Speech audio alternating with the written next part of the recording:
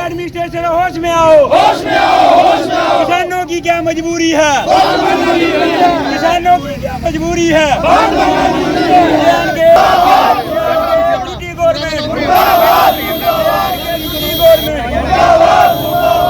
Administration होश में आओ।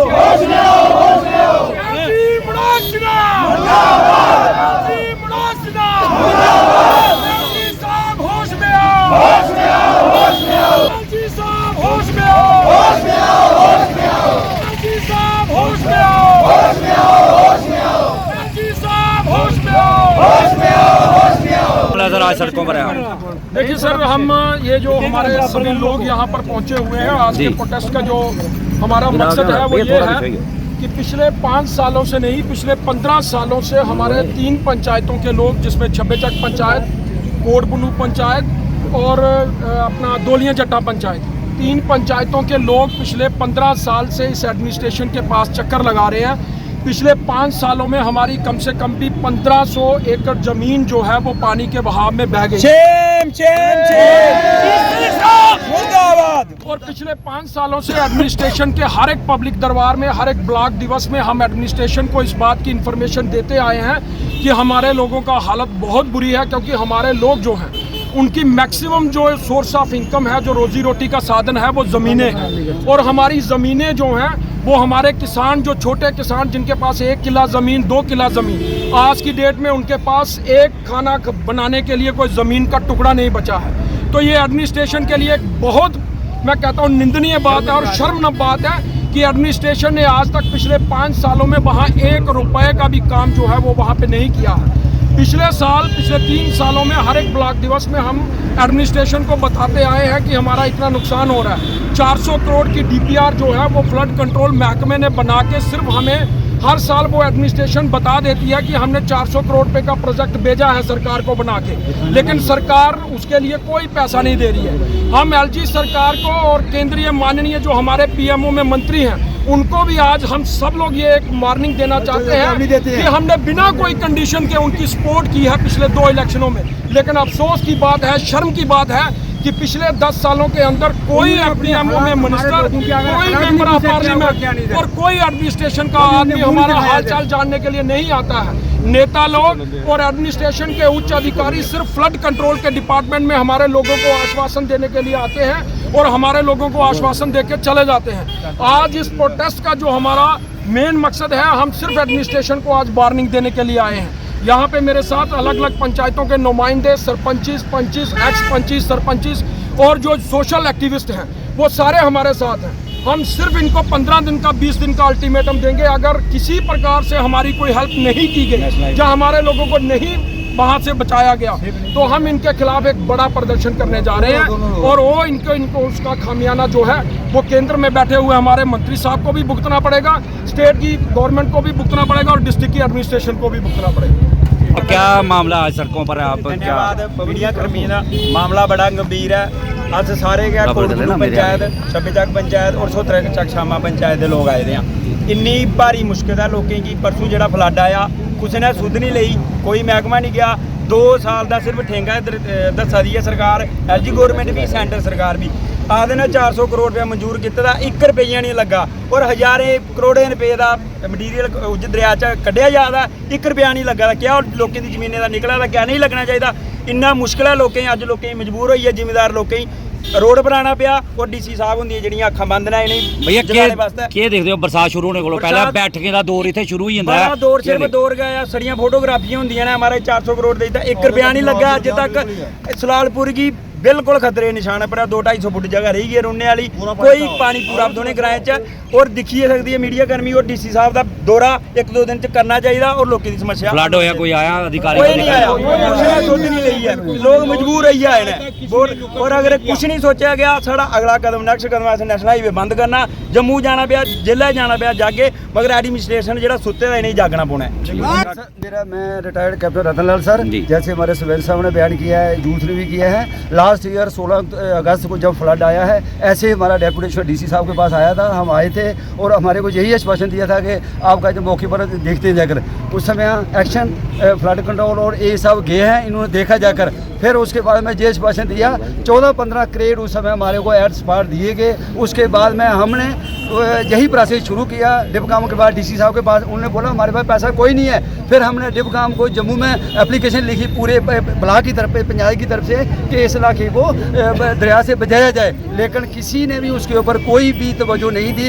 कल का जो फ्लड आया उसके बीच में आप मौका देखा जाए, डीसी साहब से हमारी यही गुजारिश है, मौका देखा जाए, वो जो दरिया है पूरी पंचायत को 2 हिस्सों में बांट रहा है, 2 हिस्से हो गए, तो सलालपुर एक तरफ हो जाएगा, वो दरिया जो एक तरफ हो जाएगा। हमारी यही गुजारिश है कि कृपया करके उस इलाके को इन्वेस्टिगेट किया, इंक्वायर किया जाए और उसके ऊपर तत्काल पहले तो उसको क्या फर्स्ट रिलीफ दिया जाए, उसके बाद में माइनिंग द्वारा दरिया को जो है बीच से गहरा किया जाए, तभी जाकर उस इलाके को प्रोटेक्शन मिल सकती है, अदरवाइज कोई लोग नहीं है। और लोग जो है वो बिल्कुल मजबूर हो चुके हैं, अपना घर बार छोड़कर बिल्कुल हम दरिया रोड पर आने के लिए हज़ारों परिवार जो हैं वो इस इरीगेटेड लैंड के ऊपर जो डिपेंड हैं, उनका फ्यूचर जो है वो अंधेरे में है।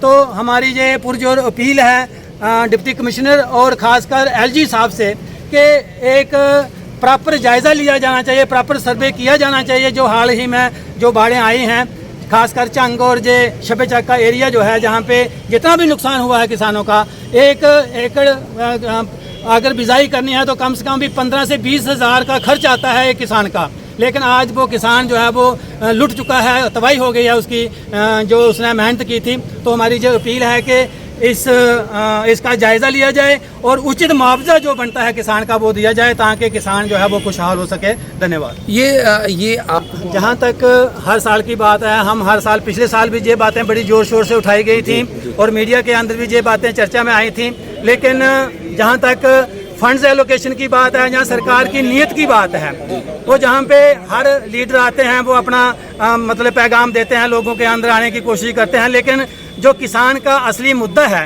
वो ज्यों का त्यों ही बना हुआ है। आज भी हज़ारों कनाल ज़मीन जो है वो उसमें फसल जो किसान ने लगाई थी वो बर्बाद हो चुकी है, उसमें मतलब कि जा तो वो पानी में बह गई है, जहाँ डिवरीज के अंदर वो दब गई है। तो ये हमारी मांग है। आज भी हम डिप्टी कमिश्नर से मिले हैं और उन्होंने हमें पूरा आश्वासन दिया है और हमें उम्मीद है कि शायद कोई ना कोई पग जो है वो लिया जाएगा। की बात जो है सरकार द्वारा की जाती है कि किसानों की आय दुगनी की जाएगी, तो क्या समझते हैं आपकी ये आय दुगनी हो रही है या क्या हो रहा है? सरकार ने, प्रधानमंत्री साहब ने जितने भी वादे किए कि आय दुगनी की जाएगी, वो सारी कागज़ों में रह गई है और बातों में रह गई है। खर्चा दुगना हो गया है, आय दुगनी किसी भी किसान की नहीं हुई है। किसी भी किसान को, आप आम किसान को पकड़ कर पूछ सकते हैं कि किसकी आय दुगनी हुई है। ये सारी कागजी बातें हैं और ख्याली बातें हैं और बातों की बातें हैं। ये सिर्फ किसान की हालत बहुत ज़्यादा ख़राब हो चुकी है। और जहाँ तक ये सॉइल एरोजन का मसला है, ये तो एक नेशनल, एक किसान की ज़मीन 2-4 कनाल बह गई वो अलग बात है, लेकिन ये नेशनल लॉस है। ये इसके लिए हमारी जो सरकारें हैं उनको सोचना चाहिए कि दरियाओं को जो नाले हैं जो हर साल इतनी ज़मीन बहा कर ले जाते हैं, उनका कैसे उनको रोकना है। उसके बहाव को रोकने के लिए सरकार के पास कोई प्लानिंग होनी चाहिए, उसके लिए स्पेशल कोई फंड अलाट करने चाहिए और यहाँ पर कोई काम होना चाहिए ज़मीन पर। ऐसे हवा में बातें करने का कोई मतलब नहीं है। Thank you. वो जब से ये गवर्नमेंट, नई गवर्नमेंट जो एडमिनिस्ट्रेशन जिनके हाथ है आज तक, तब से ये काम बंद हुआ है। और जहाँ जितना काम हुआ था उस वक्त उनकी एडमिनिस्ट्रेशन में, तो वो वहाँ ही रहा है। वो जो भी प्रोजेक्ट जो शुरू हुए थे, जो वो सारे के सारे ठप पड़े हुए हैं।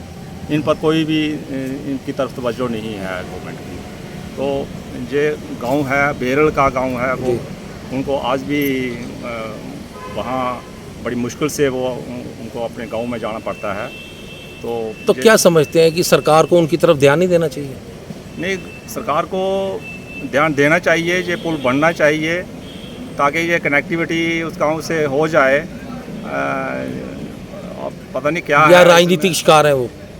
मुझे तो हमें तो यही लगता है कि ये जो प्रोजेक्ट जो पहले जो शुरू हुए थे वो उनकी तरफ कोई ध्यान नहीं दिया जा रहा है। थैंक यू जी।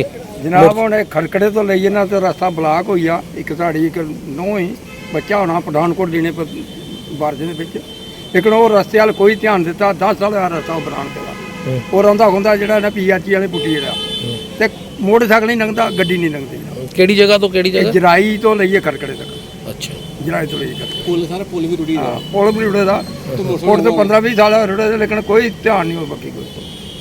ਉੱਥੇ ਕੋਈ ਹਾਦਸਾ ਵੀ ਹੋ ਜਾਣਾ, ਕੋਈ ਗੱਡੀ ਧੋਖੇ ਨਾਲ ਆਈ ਹੈ ਆਪਣਾ ਡੀ ਵੀ ਮਰ ਸਕਦਾ ਬੰਦਾ। ਅੱਛਾ, ਥੱਲੇ ਵੱਡੀ ਗੱਡੀ ਨਹੀਂ ਲੰਘੀ ਸਕਦੀ ਕੋਈ ਨਹੀਂ, ਬੜੀ ਭਾਰੀ ਮੁਸ਼ਕਲ। ਤੇ ਤੁਹਾਡੇ ਸਰਪੰਚ ਕਦੇ ਗੱਲ ਕੀਤੀ ਹੁੰਦੇ? ਸਰਪੰਚ ਤਾਂ ਦੇਖੋ ਜੀ, ਹੁਣ ਸਰਪੰਚ ਦੀ ਆਪਣੀ ਮਰਜ਼ੀ ਹੈ, ਜੇ ਬਾਕੀ ਡਿਮਾਂਡ ਖਿਆਲ ਰੱਖਣਾ ਹੋਵੇ ਰੱਖੀ ਸਕਦੇ ਨੇ, ਲੇਕਿਨ ਇਹ ਰਸਤਾ ਜਰਨਲ ਰਸਤਾ, ਇਹਦੇ ਬਾਰੇ ਤਾਂ ਮੈਂ ਸੁਣਿਆ ਨਹੀਂ ਕੋਈ ਵੀ। ਹੁਣੇ ਅਜੇ ਤੱਕ 15 ਸਾਲ ਦੇ ਪੁਲ ਟੁੱਟੇ ਦਾ ਹੋਈ ਆ, ਤੇ ਰਸਤਾ 10 ਸਾਲ ਰਸਤਾ ਬਣਾਉਣ ਦਾ ਖੜਕੜੇ ਲਈ ਉੱਥੋਂ ਤੱਕ। ਇਹ ਪਹਿਲਾਂ ਬੋਲਦੇ ਕਿ ਗ੍ਰਿਫ ਵਾਲੇ ਨੇ ਦਿੱਤਾ, ਗ੍ਰਿਫ ਵਾਲੇ ਬੋਲਦੇ ਕਿ ਹੁਣ ਮੁੜੀਏ ਨੇ ਦੇਤਾ ਪੀਡਬਲਿਊ ਵਾਲੇ, ਉਹ ਕੋਈ ਉਹਦਾ ਮਾਂ ਬਾਪ ਨਹੀਂ। सबका साथ सबका विकास आखदी है बीजेपी। ਕੱਖ ਨਹੀਂ ਹੈ, ਸਭ हैं? ਕੱਖ ਨਹੀਂ ਹੈ ਜੀ। ਕੋਈ ਵਿਕਾਸ ਕਿਸਾਨ ਦੀ ਜਾਨ ਆਖਦੇ ਨੇ ਖਿੱਚੀਏ ਦੂਣਾ ਕਰਨ ਤੇ ਪਤਾ ਨਹੀਂ ਲੰਮਾ ਹੋਵੇ ਤੇ ਇੰਨਾ ਦੂਣਾ ਨਹੀਂ ਹੁੰਦਾ। ਇਹ ਹਾਲ 1500-1400 ਰੁਪਏ ਗੁੱਥੀ। ਉਹ ਦਵਾਈਆਂ ਜਿਹੜੀਆਂ ਅਸੀਂ ਪਾਉਂਦੇ ਆ ਘਾਹ ਘੂ ਵਾਲੀਆਂ ਦੂਣੇ ਤਰੀਣੇ ਮੁੱਲ ਪਾ ਜਿੰਨੇ ਆਦੇ ਨੇ ਉਹਨੇ ਦਿੰਨੇ ਵਾਲੇ ਹੱਥ ਬੰਨੇ। ਰੇਟ ਵਧੀਆ ਜੀ, ਰੇਟ ਦੇਖੋ ਕਿੰਨਾ ਵਧੀਆ, ਤੇ ਬਹੁਤ ਭੈੜੀ ਹਾਲਤ ਹੈ। ਕੋਈ ਬੰਦਾ ਸੇ ਨਹੀਂ ਕੋਈ ਜਿੰਨੇ ਪੈਸੇ ਮੰਗੇ ਉਹਨੇ ਦੇਣੇ। क्या समझते हो, ये सरकार अच्छी ही कि पहले वाली सरकार? अच्छी कह दी है जी, मैं ध्यान है ना साढ़े जड़े तेल देखते